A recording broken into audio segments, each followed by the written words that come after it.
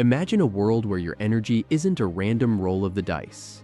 A world where 3 p.m. isn't the abyss of your productivity, but the peak of your performance. Most of you accept post-lunch fatigue as a natural law, the inevitable tax on getting older.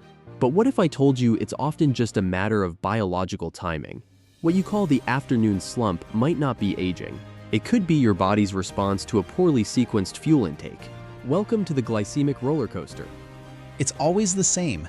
2:30 p.m., I just finished a healthy meal. Maybe a bowl of rice or a sandwich, and suddenly it's like someone dimmed the lights in my brain. It's a thick fog. I'm heavy, irritable, and struggling to focus. I used to think, is this just who I am now? A losing battle against my own biology day after day? Ned's experience is universal, but the cause is often misunderstood. It's not a factory defect, it's an efficiency problem. To understand how to stabilize the engine, we look to science.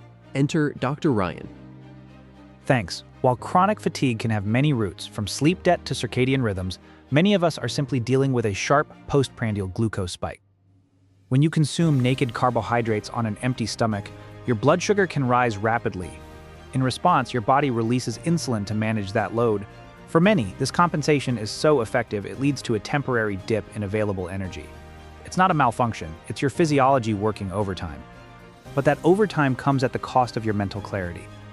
The solution isn't about restriction, it's about sequence. Ryan, explain the current research on food ordering. Emerging studies suggest that how you layer your food can significantly flatten that curve. It's not a one-size-fits-all miracle, but a tool for metabolic efficiency. First, fiber. Green vegetables create a buffer. Second, protein and fats. They slow down gastric emptying.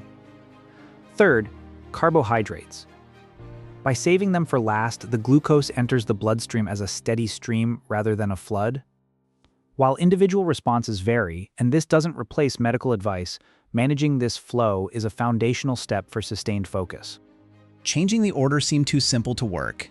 But layering my meals, veggies first, then the protein, then the starch, changed the math, the fog didn't hit. My mind stayed sharp. It turns out I didn't need more caffeine. I just needed a better strategy for the fuel I was already eating. Constant energy isn't a privilege. It's the result of an optimized system. We are talking about respecting the mechanics of your own design. Of course, biology is complex and individual needs differ, but the data shows that sequence matters. The majority will stay in the fog, blaming the clock for their fatigue. But you now have the blueprint to take control. If you're ready to master the nuances of human performance and cut through the noise of generic health advice, there is a place where we dive deeper into this engineering. This is for the ones who want the Overhook on their own physiology. Join us at Overhook Health. Subscribe, refine your process, and we'll see you at the next level.